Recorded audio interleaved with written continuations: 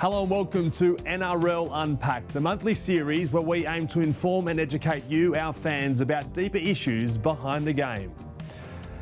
This month's edition is all about the NRL salary cap, and there's no better person to discuss this topic than with the NRL salary cap auditor himself, Matthew Faulkner. Matthew, welcome. Zach, thanks for having me.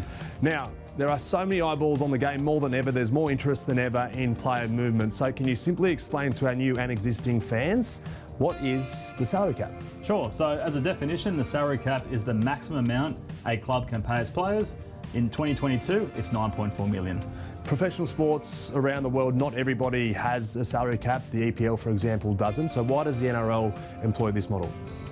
Two main reasons for a salary cap. Number one is equalisation of talent, ideally spreading talent across all the clubs. And the second reason is financial sustainability, keeping our clubs financially viable. Okay, so when we look at the equalisation of talent in terms of statistics on field, has it worked?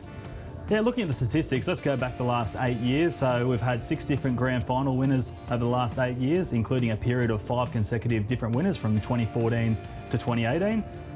We've had 10 different clubs make the top 4, we've had 15 clubs make the top 8 and 9 different grand finalists. So although there can be periods where a team may be having a lean run, it will turn and clubs will then start fighting for the top 8 again. Okay, so we hear fans a lot of the time speaking about the salary cap, they might misunderstand something about it. What's the biggest misconception about the salary cap? I'd say the biggest one to me is we hear, and I'll use an example, let's say you've got a player on $1 million and they're off contract at the end of this season. If they choose to sign elsewhere, the misconception is that club just has freed up $1 million to go spend on the open market.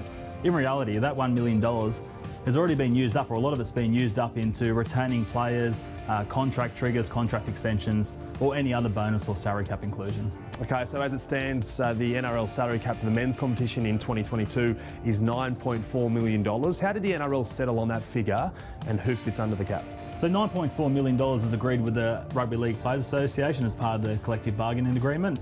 And for this year, for the $9.4 million, it's 30 players. And it's broken down into different sections, is that right? Yeah, so there's 3 different sections. There's a base cap, which is 9.118 million. There's a motor vehicle allowance, which is 94,000 or 5 cars.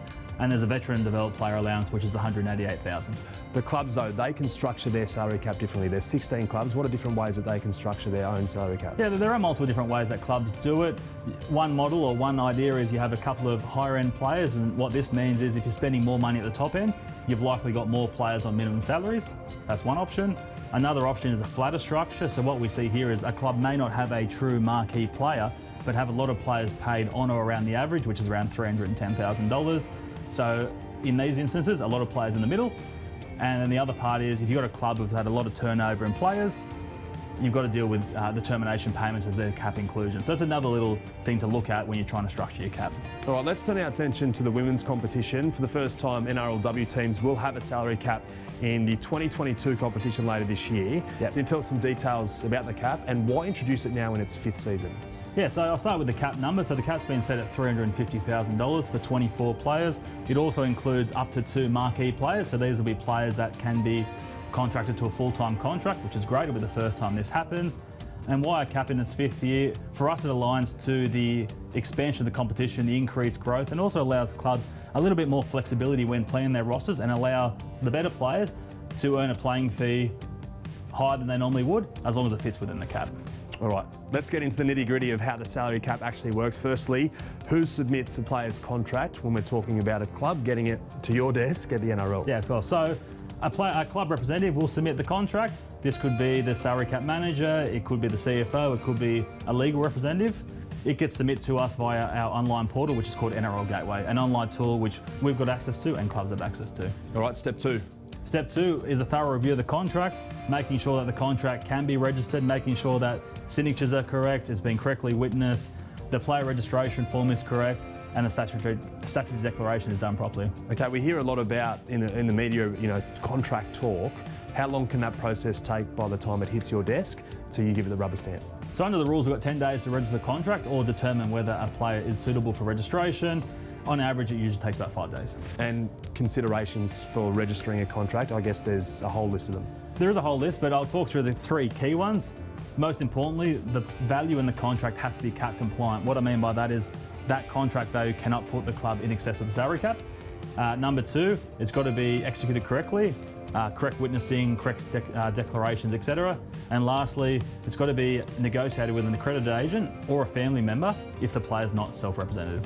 Okay, the club, they have 100% of a salary cap to use each year, but they only have to use 95% of it. They must do that. Why is that rule in place? Yeah, so 95% is the agreed amount with the Players Association. It's to guarantee player payments, and it fits, broadly speaking, in the overall cycle that guarantees players X amount over a 5-year period, which could also include prize money, medical benefits, origin payments, etc. Okay, so like I said before, we hear a lot about the salary cap. We also hear the phrase third-party deals in the media a fair bit in the NRL circles. Can you explain what exactly a third-party deal is? Yeah, so a third-party deal is an agreement with a player and a third party that is not their club. So, Matt, what are some examples of third-party agreements? Yeah, so the most common example are your arm's length agreements. These are agreements which have no association with the player's club, and they're using the player's IP, not club or NRL IP. Another example are game sponsors. These are agreements with our players and our major partners such as Ampol or KO.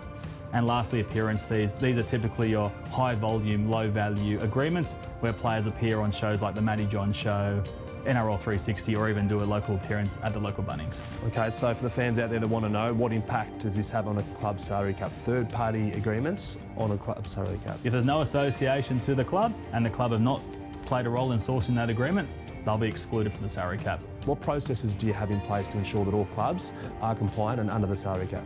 So the key and the most important one is the annual salary cap audit, so all clubs are subject to that. I'm sure you just don't sit back and wait for those reviews. How often do you review a club salary cap? The beauty of our online system is we're doing it daily. Our online portal has every club's current salary cap position and future salary cap position live for us right there and then. Matt, thanks for your great insight here on NRL Unpacked. So I hope our fans got as much out of that as I did. Make sure you stay tuned to NRL.com as we take a deep dive into more complex issues in the coming months right here on NRL Unpacked.